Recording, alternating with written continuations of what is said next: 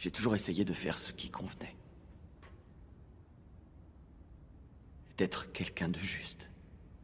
Mais je n'ai jamais su en quoi cela consistait. J'avais le sentiment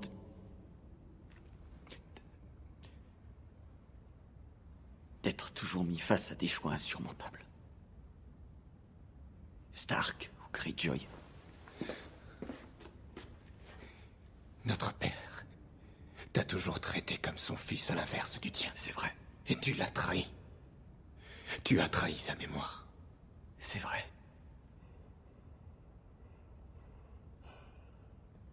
Mais il est encore à tes côtés. Il est une partie de toi. Comme il est une partie de moi. Mais les choses que j'ai faites... Ce n'est pas à moi d'effacer toutes ces choses.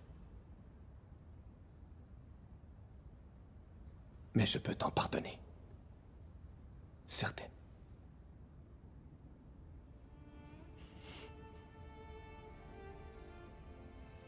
Tu n'as aucun choix à faire. Tu es un Greyjoy. Et tu es un Stark.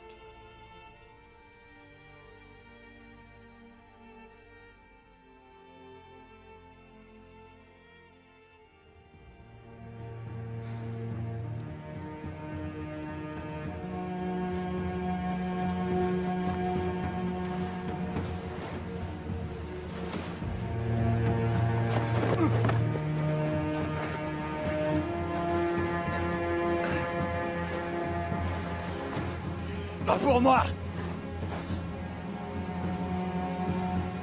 Pour Yara!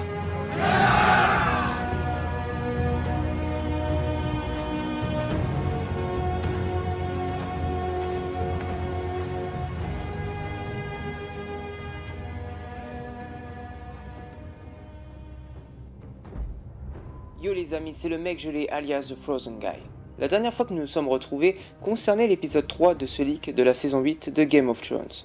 Contrairement à l'épisode 2, où il y a eu divers gros événements ainsi que beaucoup de morts, l'épisode 3 n'avait pas énormément de gros événements, mais nous a quand même réservé une scène très mouvementée avec Arya et le limier, puis le mariage de Cersei et Euron. Je vous l'annonce dès maintenant, j'ai trouvé d'autres leaks de la saison 8 sur la toile, mais je ne pense pas vous en faire une vidéo les concernant, car nous abordons déjà celui-ci. J'ai lu les autres leaks et je vous promets que les autres sont également pleines d'incohérences, donc pour le moment on ne sera jamais vraiment fixé sur lequel se montre véridique. Donc on va se contenter de continuer de traiter celui-ci jusqu'à sa fin. Par contre, si un leak sous la tutelle de A Way for the Lads fait son apparition, c'est certain, je le traiterai avec vous avec grand plaisir. Car comme je l'ai dit dans l'épisode 1, il s'agira sûrement d'un leak correspondant au réel scénario de cette nouvelle saison, vu que le leak de la saison 7 qui s'était montré vrai l'année dernière était sous la tutelle de ce fameux A Way for the Lads. Et je le redis encore et encore, le leak que je traite en ce moment même avec vous est faux. Et je le traite avec vous seulement pour but de vous divertir en attendant la saison 8, mais également, car étant fan de la série, je ne pouvais m'empêcher de le traiter en votre compagnie. Avant de commencer, je tiens également à vous dire que j'ai de nombreux projets de vidéos en tête. En effet, je vous rappelle que ma chaîne n'est pas entièrement consacrée à Game of Thrones, comme je l'ai mis dans la description de ma chaîne YouTube. J'ai donc par exemple pour projet de vous faire des vidéos pour débattre de théories ou autres concernant la licence The Legend of Zelda, de Star Wars, de films d'animation comme Dragon, mais également j'ai pour projet de vous réaliser divers courts-métrages à but fantastique, mais ceci reste secret pour le moment. Bien sûr, ces thèmes seront loin d'être les seuls et chaque vidéo que je sortirai vous sera une surprise. Nombreuses de mes théories vous seront exposées concernant beaucoup de films et de thèmes que j'ai à cœur et j'ai hâte de les traiter avec vous. Allez, maintenant, nous retournons dans notre ligue de la saison 8 de Game of Thrones et nous nous dirigeons toujours et encore en terre inconnue. Ligue de la saison 8, épisode 4, on y go les amis.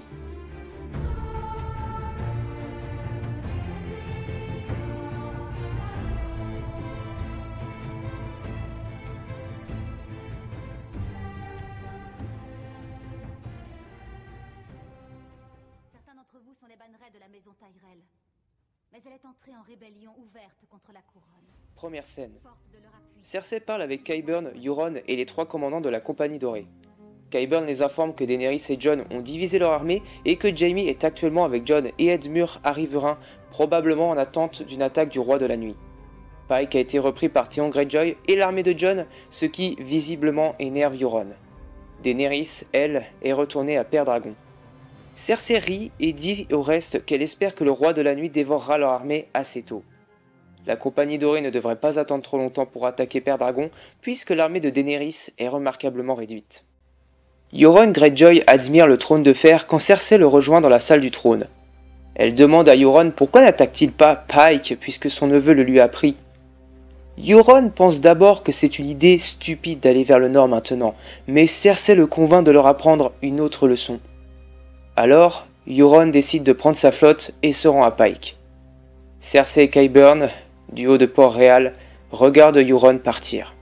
Qyburn demande à Cersei s'il est judicieux de faire voyager leurs plus importants alliés en direction du nord, ce que Cersei lui répond qu'elle espère que ses ennemis s'occuperont de Euron Greyjoy et qu'il ne reviendra jamais à Port-Réal. Fin de cette courte première scène. Comme je l'ai dit en début de vidéo, Cersei et Euron se sont mariés dans ce leak, à savoir l'épisode 3, et sont désormais roi et reine des 7 couronnes. Il s'agissait d'un mariage que Euron souhaitait faire depuis le début de la saison 7, et comme ce dernier a pu faire ses preuves en ramenant Ellaria, Tien et la Compagnie Dorée pour Cersei, il a pu obtenir ce qu'il voulait. Ici, il est logique que Cersei organise une sorte d'organisation avec Euron et ses 3 commandants de la Compagnie Dorée, afin de discuter de différentes stratégies contre Jon et Daenerys. Apparemment, de ce que j'en comprends, Cersei est donc au courant que Daenerys retourne à Père-Dragon et souhaite donc en profiter pour envoyer la Compagnie Dorée se charger d'elle. On peut donc s'attendre à un véritable ménage à Père-Dragon pour l'arrivée de Daenerys, puisque la Compagnie Dorée devrait arriver au même moment pour lui faire un petit coucou. Ça me paraît donc logique que Cersei enverrait la Compagnie Dorée se charger d'elle si elle apprenait ceci en saison 8. Maintenant, il est écrit que Euron était hésitant d'attaquer Pike, car il pensait que voyager au nord était une idée assez stupide, tout en sachant que son neveu avait repris Pike, ce qui avait pu énerver Euron.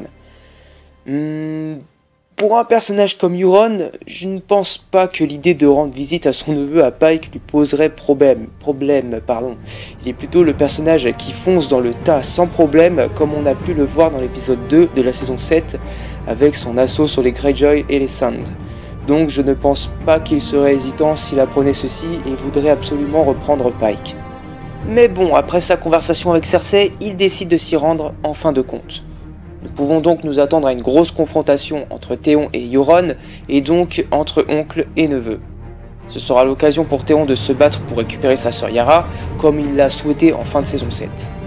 Après tout ceci, il est écrit que Cersei et Qyburn contemplent Euron prendre route vers Pike, et cette dernière dit à Qyburn qu'elle espère que ses ennemis s'occuperont de Euron. Ça ne me surprend pas vraiment qu'elle veuille se retourner contre Euron, car celle-ci est obsédée par le fait qu'elle doit siéger sur le trône seule. Mais personnellement, je pense qu'il sera loin d'être facile pour elle de se débarrasser de lui, et il y aura très probablement un gros retournement de situation. Ce n'est pas très bien de créer des théories sur ce leak, mais comme ça nous créera des débouchés pour le réel scénario. On passe à la scène suivante.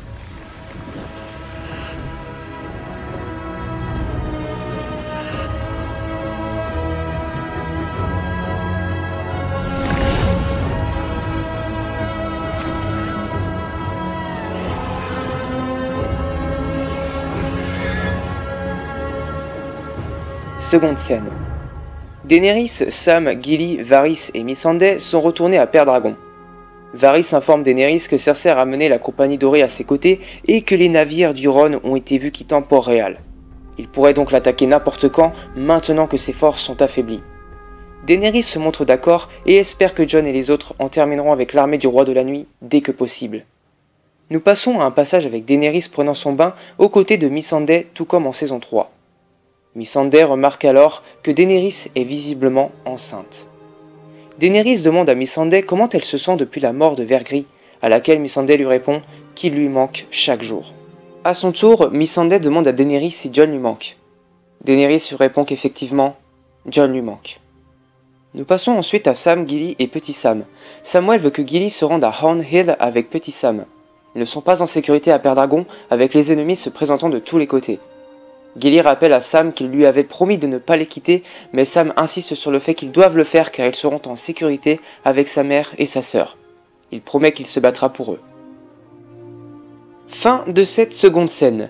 Alors ici, il y a 3 passages différents. Un premier concernant Varys informant Daenerys des probables intentions de Cersei et Euron. Un second pas vraiment important montrant la visible grossesse de Daenerys qu'on savait déjà et son amour pour Jon. Puis un passage avec Sam ordonnant à Gilly que cette dernière et Petit Sam doivent partir à Horn Hill retrouver sa sœur et sa mère. Tout ceci suit la trame du leak et je ne vois pas pourquoi je devrais démentir certaines choses. Il est vrai que Pendragon est loin d'être le lieu le plus sûr et nous pouvons comprendre la décision de Sam pour faire partir Gilly et Petit Sam. Et en plus, la compagnie dorée ne tardera pas, ce qui rend le lieu encore moins fréquentable.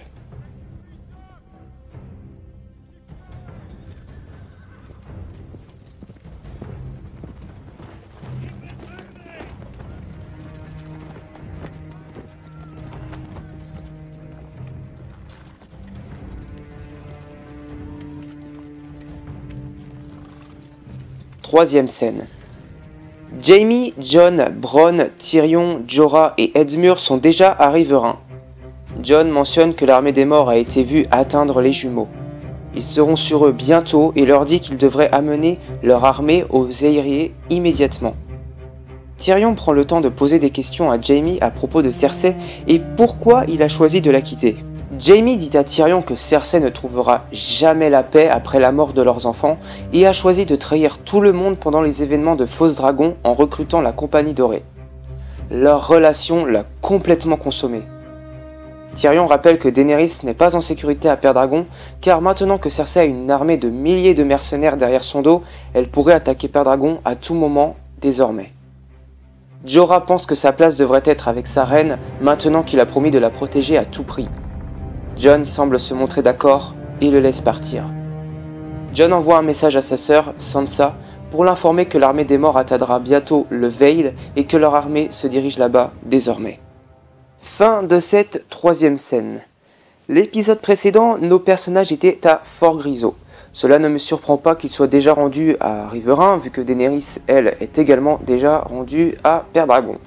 Maintenant, on ne peut plus vraiment s'attarder à se poser des questions sur le temps et les distances de Westeros, car apparemment, tout le monde a adopté le même pouvoir que Varys, savoir se téléporter. Bon, je plaisante bien évidemment.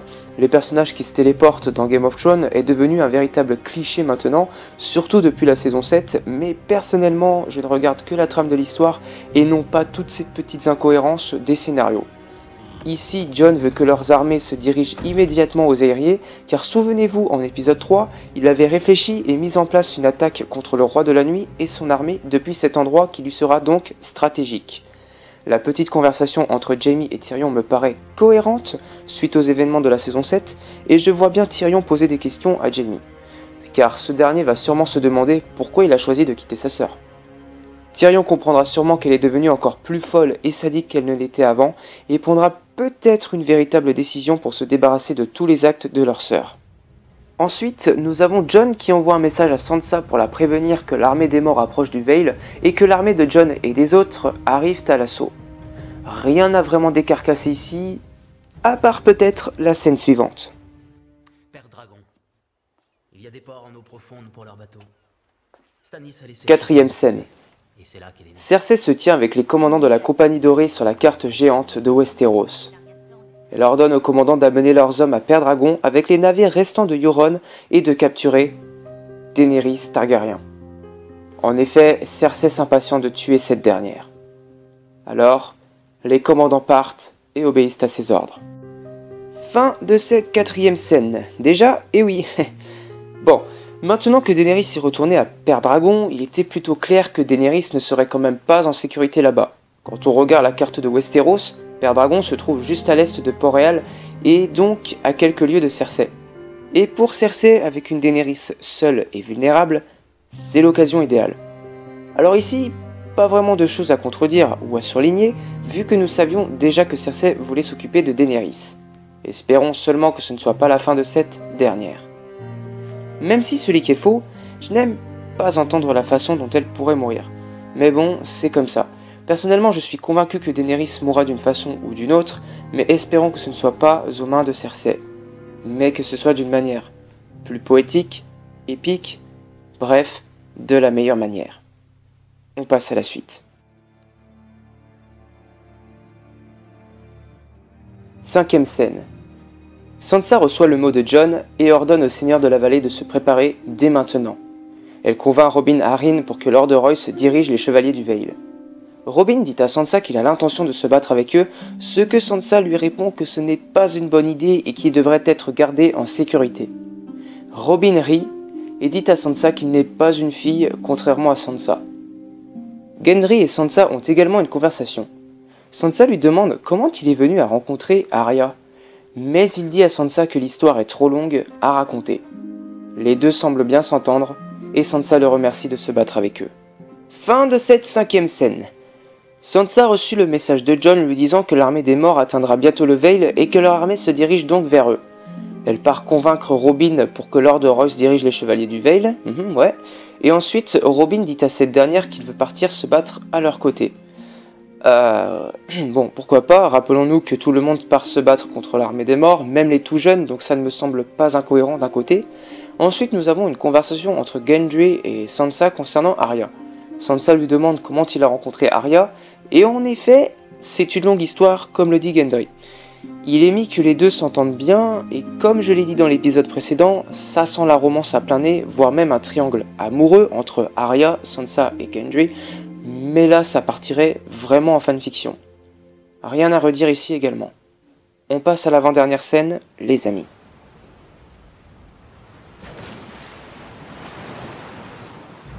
Sixième scène.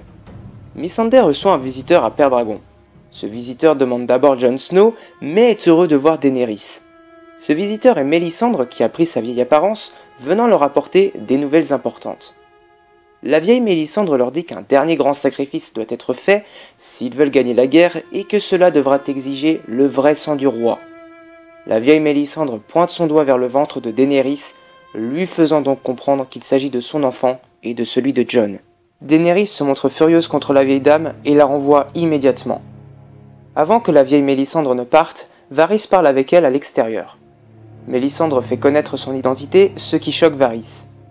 Elle dit à Varys qu'il devrait se souvenir de ce que la voix a dit dans les flammes et devrait être celui qui sauve les gens de la ruine. Elle demande à Varys d'accomplir la prophétie et de sauver Westeros, ce que Varys ne peut prononcer un mot. C'est à ce moment que Mélisandre laisse Pendragon et ses occupants. Fin de cette 6e scène assez what the fuck. Ok. Ici, Mélisandre a donc atteint Pendragon, ayant cru que Jon Snow s'y trouvait, car souvenez-vous en épisode 3, Mélisandre se trouvant sur le passage du limier et d'Arya recherchait où se trouvait le roi du Nord. Arya n'avait pas pu la reconnaître car cette dernière avait pris sa vieille apparence, et ici, il s'agit de la même chose. Mélisandre a pris son apparence de vieille femme, et Daenerys et les autres ne l'ont pas reconnue. Mais espérons que cette fois-ci, elle soit habillée, car la dernière fois qu'on l'a vue dans sa réelle apparence, c'était pas terrible niveau apparence. De quoi se dire... Je suis fatigué. Je me sens pas bien. Je crois que je vais rentrer chez moi. Je suis fatigué. Je me sens pas bien. Je crois que je vais rentrer chez moi. Enfin, à part ça, Mélisandre revoit Daenerys qui, je vous rappelle, l'avait déjà rencontrée dans l'épisode 2 de la saison 7. Et ici, Mélisandre fait donc comprendre à Daenerys que son bébé doit être sacrifié pour gagner la Grande Guerre. Je dois avouer que j'ai déjà pensé à la théorie comme quoi l'enfant de Jon et Daenerys devra être sacrifié ou donné aux marcheurs blancs pour mettre fin au conflit avec l'armée des morts. Cela pourrait être une fin assez douce et amère, comme l'avait promis l'auteur George R.R. Martin, mais personnellement, je ne crois pas vraiment à cette théorie. Pour moi, la fin la plus probable de Game of Thrones correspondra au décès des parents, à savoir Jon et Daenerys, puis la succession au trône de leur enfant qui lui reviendra de droit. Mais la seconde option la plus probable également correspondrait à la mort de Jon ou de Daenerys, ainsi que la survie de leur enfant. Et donc dans ces deux options que je viens de vous citer, Je vous affirme donc que je suis convaincu que leur enfant ne va pas être mené à un sacrifice. Mais bon, je peux toujours me tromper car comme je vous le dis, cela reste ma pure opinion. Donc, y aurait-il réellement besoin du sacrifice de l'enfant de la glace et du feu en saison 8 ? On verra bien. Quand on y pense, cela pourrait signer un pacte entre l'armée des morts et le monde des vivants, donc bon. Mais pour moi, c'est trop simple, et le roi de la nuit doit être détruit. Nous passons à la dernière scène, les amis.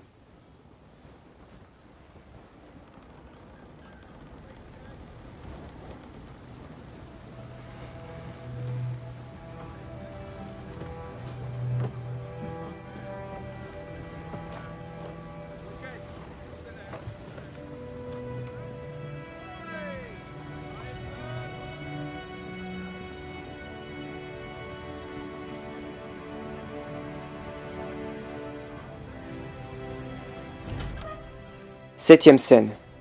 Cette dernière scène se déroule à Pike. Theon Greyjoy est assis sur le siège de son père quand ses hommes viennent lui dire que Euron Greyjoy est également arrivé à Pike.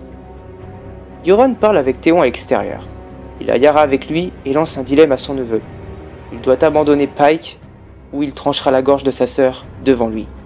Theon commence à remarquer qu'il commence à faire beaucoup plus froid et qu'il peut désormais voir son souffle. Il dit à Euron qu'ils sont là. Mais Euron ne comprend pas ce qu'il veut dire. C'est là que les hommes commencent à crier et les spectres commencent à envahir Pike. Yara arrive à se dégager de Euron et donne un coup de pied à ce dernier pour le faire reculer. Theon implore Yara de retourner à Pendragon, mais Yara veut que Theon vienne avec elle. Ce dernier lui dit qu'il ne veut pas la perdre une nouvelle fois. Alors, elle choisit d'obéir son frère et de prendre la fuite sur un petit bateau avec quelque peu de ses hommes. C'est là que Theon se bat contre Euron lui-même. Ferné et Nordien combattent les spectres ensemble, tandis que Theon se bat contre son oncle, Euron. Mais Euron prend l'avantage et c'est là qu'il lance sa hache dans le corps de Theon, causant et marquant la mort de ce dernier. Euron rit et ordonne à ses hommes de quitter Pike avec les bateaux immédiatement. Beaucoup de ses hommes sont morts durant la bataille, mais Euron a pu parvenir à s'échapper. Fin de l'épisode. Cet épisode nous marque la soi-disant mort de Theon Greyjoy s'étant sacrifié pour sauver sa sœur. Nous pouvons facilement deviner que Theon donnera très probablement sa vie pour sauver sa sœur, pour enfin terminer sa longue rédemption, et dites-vous bien que la saison 8 nous marquera très probablement la mort de Theon ou Yara, donc ici je ne suis pas vraiment surpris de sa mort. Après, par un lancer de hache, ouais, non, pas vraiment. Et ici, une question s'impose. Yara a-t-elle vu la scène ? Est-elle au courant que son frère vient de se faire tuer par leur oncle ? Apparemment, non. Je suppose donc que quand Yara sera mise au courant, elle voudra tout de suite retourner au combat contre son oncle, mais cette fois-ci mieux préparée. Également, les spectres peuvent nager apparemment ? Non ? Eh bien, comment ont-ils pu se rendre à Pike ? Après tout, peut-être que le roi de la nuit a gelé la mer, mais pourquoi ne pas nous l'avoir précisé ? Et surtout, si la mer serait gelée, Euron et ses hommes ne pourraient pas prendre leur bateau comme précisé dans le leak pour s'échapper. Plein de nouvelles incohérences qui continuent à nous montrer que ce leak n'est pas source d'informations certaines. Enfin bref, c'est une scène assez incohérente mais assez marquante qui nous donne fin à cet épisode. Et croisons les doigts pour que les deux derniers épisodes soient plus cohérents. Mais je ne pense pas et je pense qu'on va très probablement ne pas être satisfait de la fin de ce leak. Et croyez-moi, vous allez mettre dans les commentaires pourvu que tout ça soit du fake. Mais je vous rassure, oui, ça l'est. On en a fini avec cet épisode, je fonce tourner les nouvelles car maintenant qu'il nous reste seulement 2 épisodes, je ne vais pas me tourner les pouces, croyez-moi car je suis vraiment curieux de connaître la fin de tout ce bazar. En attendant l'épisode 5, je vous laisse avec une nouvelle vidéo qui sortira dans quelques jours, mais cette fois-ci qui ne concernera pas Game of Thrones, je vous laisse la surprise. Allez, à la prochaine, et couvrez-vous bien. Il fera toujours froid sur cette chaîne, et avec moi.